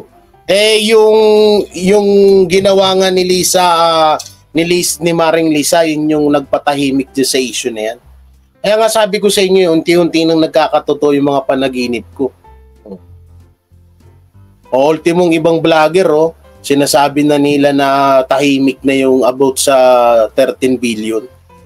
Mami Benny, shoutout Mami Benny. Diba? Kung inang yan, ilang beses ko na sinabi sa inyo yan na mangyayari yan. Mangyayari yan na na tawag dito. Na kaya lang namang ginawa ni Lisa yung issue na yan ay about dyan sa 13 billion na yan. Marcos Jr. na nagsisisi na ngayon at sinabing nabudol sila. Subalit dalawang mambabatas nga ang pilit ipinaglalaban sa mga Pilipino na tama ang pinili nilang iboto si Marcos dahil nasa Time Magazine daw ang presidente. Ang dalawang mambabatas na nagsabi nito ay sina Migs Nograles ang umano'y nagtraidor sa SMNI at J. Kamhan, ayon kasi sa ulat ay ipinaabot ni Assistant Majority Leader J. Kamhan ng Zambales Representative at Deputy Majority Leader Migs Nograles ng PBA Party List Representative ang kanilang mga mensahe ng pagbati sa Chief Executive dahil sa pagiging featured sa prestihiyosong Time News Magazine. Ayon kay Nograles ay, "This is a very good start for the administration." Time Magazine gave credit where it is highly due. For one, people from inside and outside of government have observed how discerning our president is in choosing members of his team, who are technocrats to begin with. Pero, tila daw hindi nagbasa ng article ng Time Magazine si Nograles dahil nga hindi ito inform kung paano pinakilala ng Time Magazine si Marcos Jr., mas na-highlight kasi doon sa article kung paano daw nagnakaw at lumabag sa karapatang pantao ang ama nito. Nakilala siya bilang 100 most influencer leaders sa mundo dahil sa pangako nitong linisin ang pangalan ng kanyang pamilya, na ngayon nga ay mas lalong lumulubog sa putikan. Ayon naman sa isang mambabatas na si Kang Han ay, being lumped together with the world's best and brightest, and to be touted as among the most influential, is something that makes us proud of our president. It's an affirmation that the 31 million Filipinos who voted for him simply made the right choice. Samantala, ang well-known influencer na si Mr. Real Talker ay nagbigay naman ng comment, reaction ukol sa issue. Panuuri ng full video para sa iba pang detalye na magsisimula naman pagkatapos ng maiksing intro. Grabe naman yung comment ni ano. Oh, no way! Mabaho! Bunga! Palamura! Traidor sa Pilipinas! Kampi sa komunistang China! Chismosong, matandang, malis, pulboronic, bangag, Trillanes, sino ang ano daw? Galit na galit si Ma'am, tayo na, galit na galit, gustong manakit, grabe yung na yan, mama. Ma'am, galit na galit ka, mama. Ito. Kung si Tatay Digong pa ang presidente, sino na yung, sinunog na yung droga na yan? Hindi, yun na nga alam nyo, nangyari kasi dyan, alam nyo, yung sinabi ni Sir Spencer Lacale, nga pala, ba't hindi ko na-pin pala, nakalimutan ko yung pin kanina. Yung sinabi ni Sir Spencer Lacale about sa droga, na parang parang ano daw yan, parang tawag dito, parang anong tawag doon, yung anong tawag doon sa salitang ganun? Ano ba dito? Nawala sa isip ko. Parang nahalata tapos hindi na lang itinuloy sa pag-deliver ng shabu na yan. Ano bang tawag doon? Nadismaya? Hindi. Ano bang word na to? Nakalimutan ko. Recycle? Hindi. Isa pa. Napuspon ng niyan. Sabi yung sinabi ni Sir Spencer sa live niya. Napuspon or nagkaroon ng anomalya yung transaction. Tsaka ito pa, yung kagaya nung sa comment kanina, katulad dito sa comment na to. Hindi nyo ba napansin na kaya gumawa ng issue itong si Maring Lisa para hindi na mapansin ng taong bayan yung about sa droga? Tingnan nyo, nag-aantay tayo na susunugin nila, saan-saan. Nag-aantay tayo ng investigasyon, saan galing ba talaga. Tingnan mo, nawala na naman. Ano na naman? Tingnan mo, magugulat na naman tayo, mapapanood na naman natin ng ilang taon yan. Tapos andyan lang pala in-stock sa tawag doon, anong tawag doon sa istakan nila pag may nahuhuli silang droga. Tatagal lang yan dyan. Bagay, maraming pang-konsumo. Di ba? Maraming pang-konsumo no? Oo, galit na galit pero vaccine nung pandemic, Sinubat at CP na lang gamit made in China. Ay. Bodega. Kaya yung bodega nila doon na imbakan ng mga pulburon. Kaya yung live ni Sir Spencer, talaga sabi ko, galing nito ni Sir Spencer, tama yung sinabi niya. At tingnan nyo, ewan ko, bilang na lang tayo ng ilang buwan, ilang taon, kung may makikita ba tayong sinunog na shabu, yung about sa billion na yan, kung may kung may sinunog ba. Nasa Malakang yan, di ba? Nag-aantay tayo ng na naman. Sinunog na ba? Ano na bang update sa 13 billion na shabu? Wala na naman. Ngangabels na naman. Wala tayong magagawa. Oy, Sir Randall, magaling shoutout, Sir Randall. Ito na, naka-ano na tayo, Sir Randall. Kita mo ba, Sir Randall? Yung mga pinagtatype mo dyan ng Jigibara. Ay sa Ruder, shoutout. Boss, lalo kang yatang pupugi yan, no? Kinis na mo ako, no? Di ka? Wapo mo, putang ina ka. Joke lang. Ay, mag-reaction video lang nga tayo. Visit kayo. Ito. Mga lads, may napansin ako mga lads. Bakit ganito yung mga bibig nila? Hindi ako nanlalait walang physical na panlalait. Pero curious lang talaga ako, bakit ganito yung mannerism ng kanilang bibig? Panoorin natin.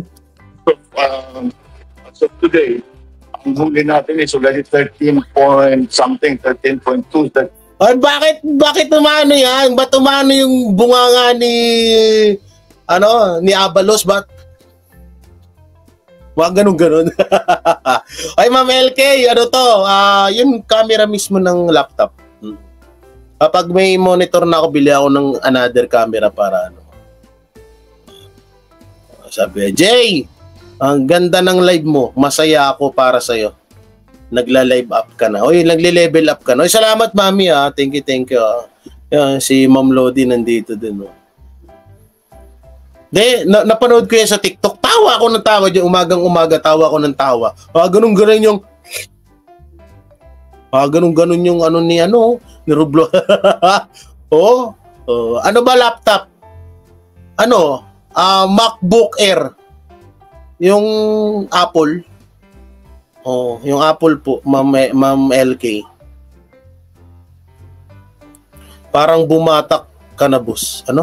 Parang bumatak? Bumata! Akala ko bumatak grabe ka naman sa akin, Ma'am Katli Loka family. Akala ko bumatak, di ako nagkaganon. Hindi ako bumatak. Ewan ko lang dyan sa, ito, totoo yan, Ay, di ba, ba?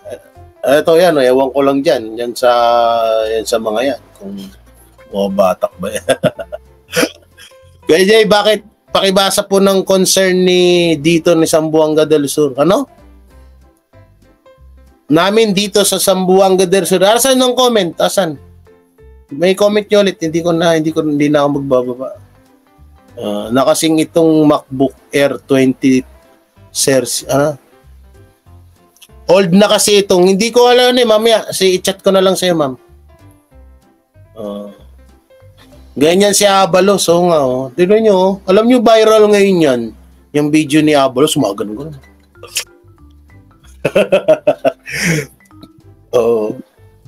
Proud ako sa iyo, Jay. Relax ka na sa pag-live. Kaya nga pag ganyan na lang. Lalo, Mami, Ma'am Lodi, kapag naikabit ko na to.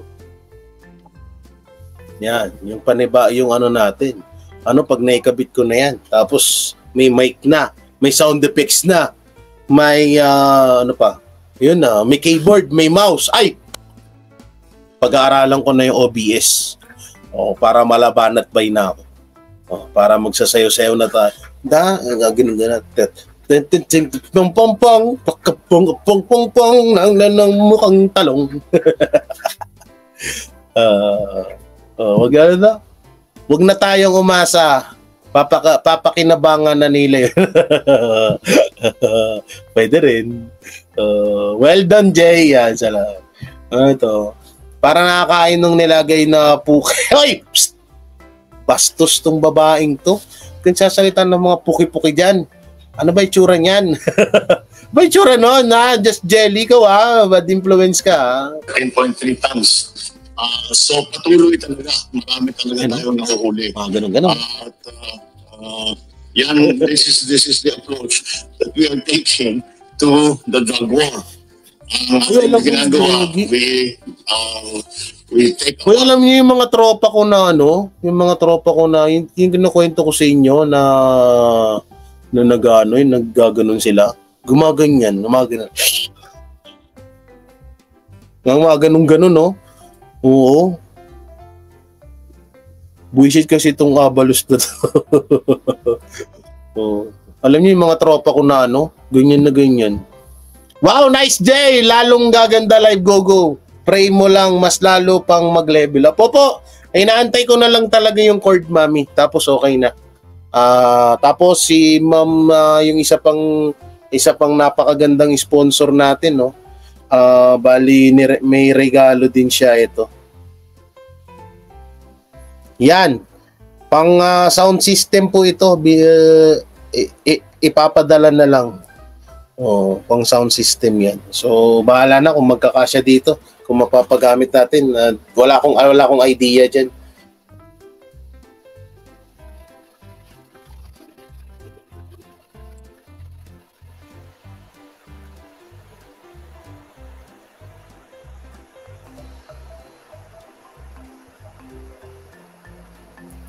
Ano to? Wait lang. Sige, pe-play ko muna. May nag-chat lang.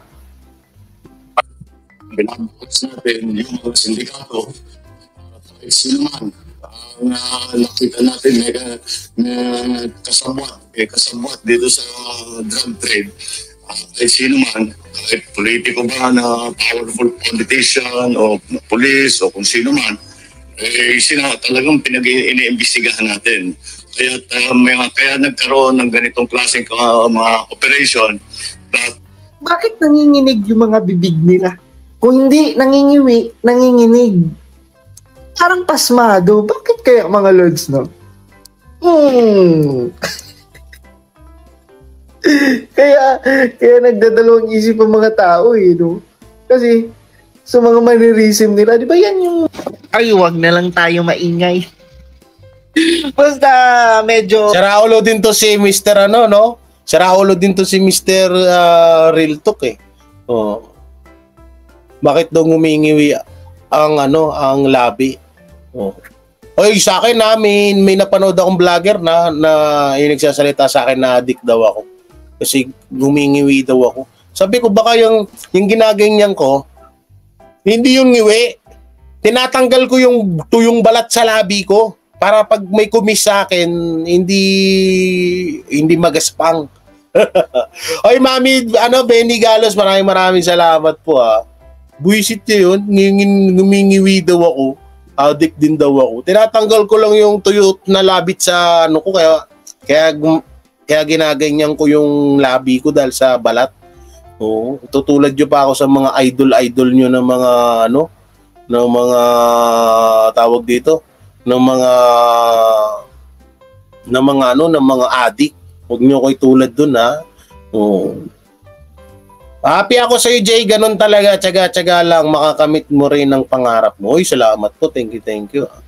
Oy, Sir Randel. Kumusta ka na? Boss Randel. Asan na si Boss Randel? Hindi ko nababasa yung comment ni Boss Randel. Naku po, baka siya yung Boss Randel. Love na love ko pa naman niya si Boss Randel na yan. Ito pala. Diba? Boss Randel, salamat Boss Randel. Madam, shoutout sa'yo Madam and Boss Randel. Siguro nanonood si Madam na yan. Bakit? Sino ba halik sa'yo? Bakit? Wala, malay mo, pag soon. Visit ka, Maring Kim Maring Maring Karen binabanatan mo ako sa mga ganyan mo Binabanatan mo ako ano lang talaga, no? Sa palagay nyo mga lods, ano yung masasabi nyo? Di ba, bakit pasmado yung mga bibig nila? Bakit kusa na lang gumagalaw ang mga bibig nila? Grabe ngayon mga lods. Walang pandemic, walang disaster, pero kaliwat kanan ang ayuda. At ang pinaka nakakatawa pa, kaliwat kanan ang paggastos ng pera sa kaba ng bayan. Di ba? Yung iba naman mga wala namang kakwenta-kwenta. Basahin natin mga lods. News update. Inaasahang aabot higit 412 milyon na halaga ng ayuda, serbisyo at programa ang ihahandog ng The new Axe Effect. Smell ready for any vibe. The new Axe Effect. Jollibee.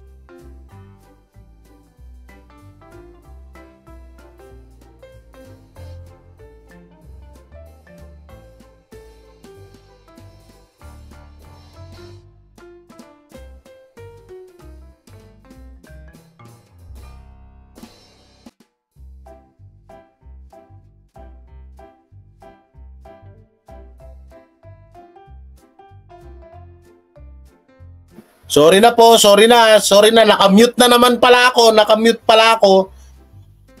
Oo, wala kang boses, sorry, bago pa lang, sorry na, wag na kayong magalit, sorry na, wag na kayong magalit, sorry na, nakamute pala ako, sorry na, wag na kayong magalit, ha, okay na, okay na, wag na kayong magalit, okay na, wala na. Huwag na kayo magalit, ha. May Lincel, shoutout. Huwag na kayo magalit. Okay na. Pandinin na natin. Sorry na. Sa idaraos na bagong Pilipinas Survey Fair sa Benguet sa linggo, Abril 21 hanggang Lunes. Pagkakaisa concert. Diba? Andyan yung mga artist. So, parang concert na naman.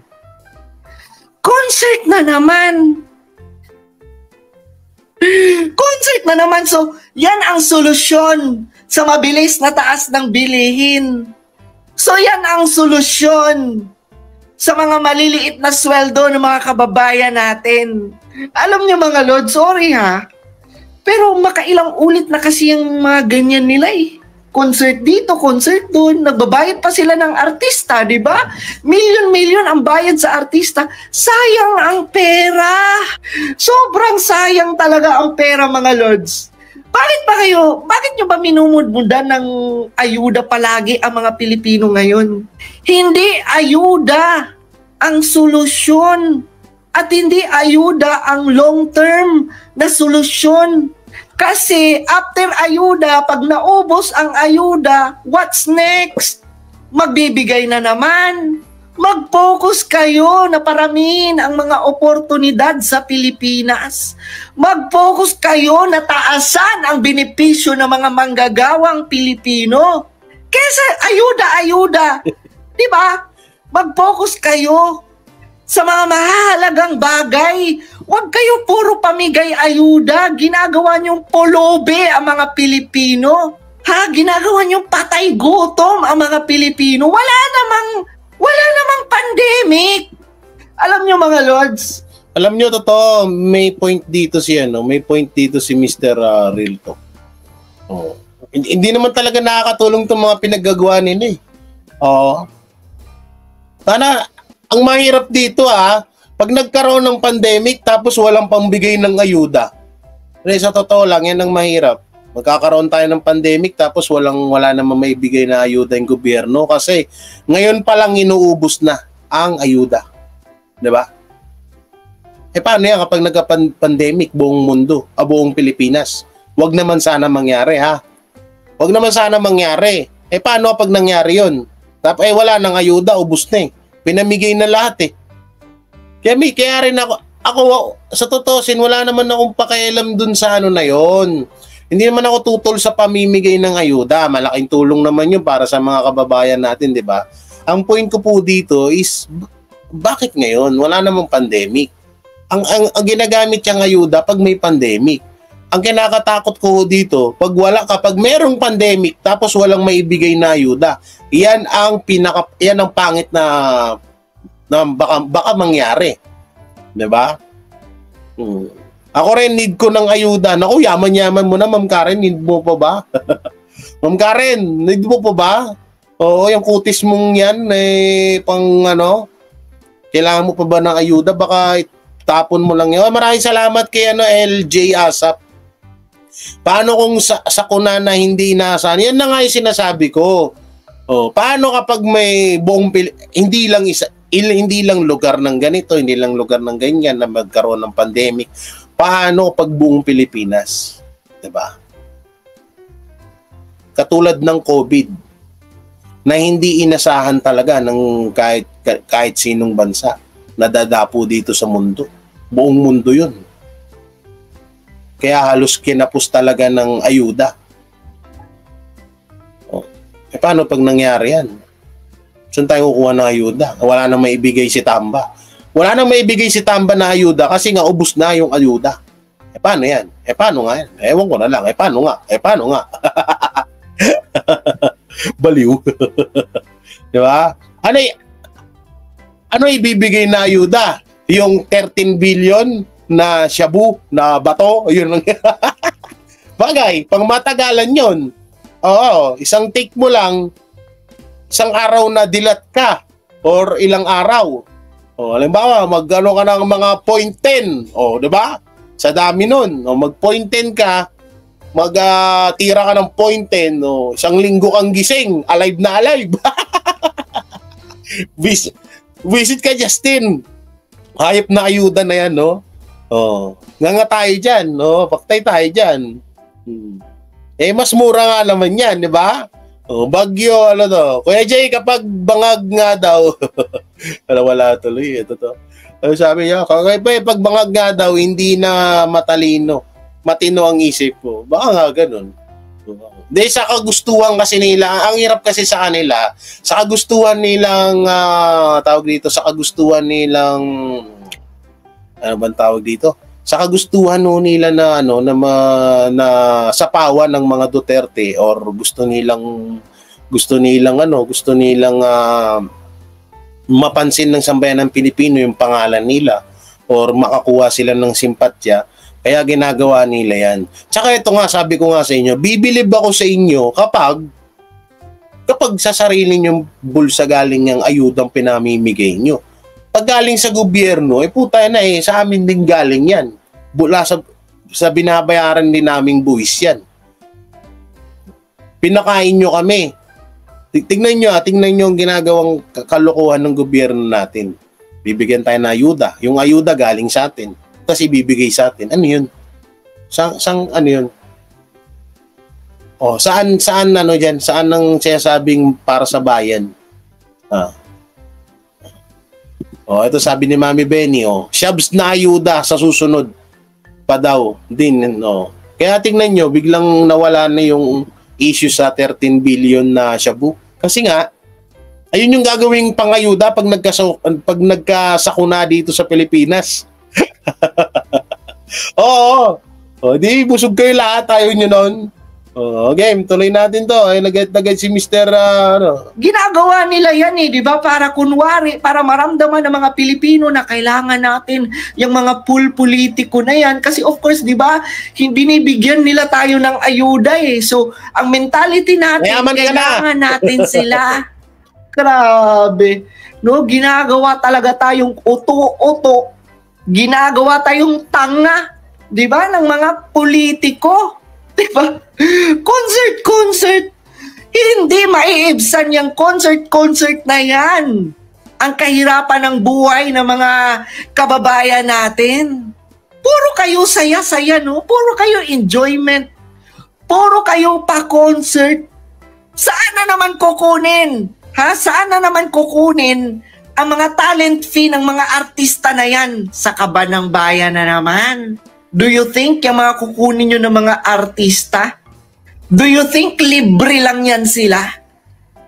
Ang mamahal ng mga artista na pinagkukuha nyo, my God! Ano kaya magiging future ng Pilipinas kung puro na lang ganyan? Ayuda, concert, bakit? My God! Magkaka-concert na naman ba? Merong concert na naman na magaganap? Para saan yung concert na yun? Para saan yung concert na yun? Para saan yung concert na yun kung halimbawa na tawag dito kung ano ba to? Kung gagawin nga yun, saan ba yung concert na yun? Mabubusog ba tayo doon? Concert? Kung tayo na yung pinagagawa ng gobyerno sa pera natin, no? Concert ng mga bangag, ay paktay tayo dyan.